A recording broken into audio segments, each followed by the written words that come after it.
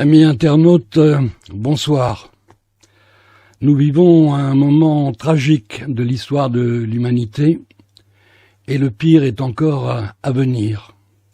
Je pense que chacun d'entre vous le constate comme moi.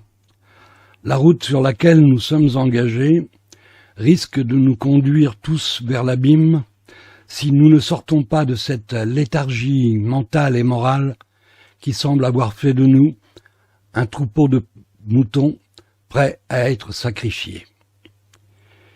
Il y a des moments où il devient indispensable de se réveiller, de sortir de la soumission et de la fatalité, de combattre pour la vérité, de prendre position pour la justice et la paix, plus que jamais menacées. Nous ne pouvons plus être des spectateurs passifs de notre propre destinée, car si nous le faisons, nous deviendrions complices de l'extinction probable de l'humanité.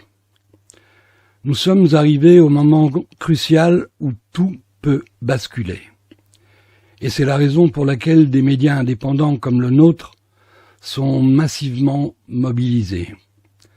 C'est un affrontement entre les forces du mal et les forces du bien. C'est une guerre entre le mensonge et la vérité. C'est le moment de prendre position, car le camp de la destruction avance inexorablement ses pions.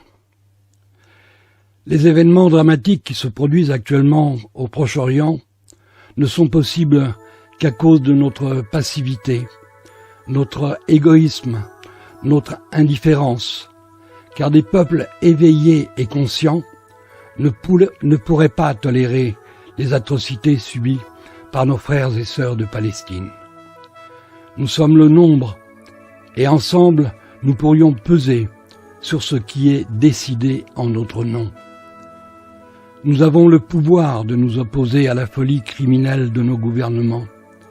Nous avons le pouvoir de dire non.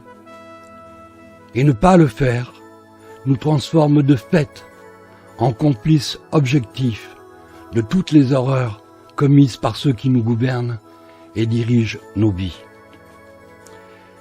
Il est devenu clair qu'Israël est en train de commettre un génocide contre des populations civiles désarmées, contre un peuple sans moyens militaires pour se défendre, sur un territoire exigu et sans profondeur stratégique pour se mettre à l'abri, ayant en plus contre elle les puissances occidentales qui se rendent complices de ces massacres en apportant à Israël soutien politique, médiatique et militaire.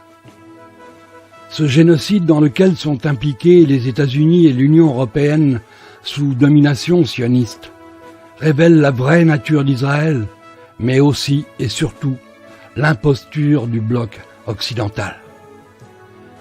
Quelle valeur a le droit international pour ces champions des droits de l'homme à géométrie variable? Zéro. Quelle valeur ont les résolutions de l'ONU quand il s'agit d'Israël? Zéro.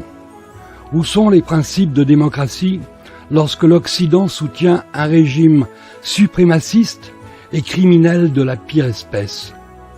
Qui peut encore croire que l'Occident corrompu peut servir d'exemple et de référence aux autres pays de la planète? Qui n'a pas encore compris que cet Occident complice du génocide d'un peuple sans défense n'est en réalité qu'une association de malfaiteurs? Le génocide du peuple palestinien restera dans l'histoire de l'humanité comme un grand moment de souffrance, mais aussi un intense moment de vérité. Un moment de vérité qui, espérons-le, libérera les peuples des chaînes que les gouvernements d'Europe et des États-Unis ont mis autour de nos cous pour se livrer en notre nom aux pires crimes de guerre et d'humanité.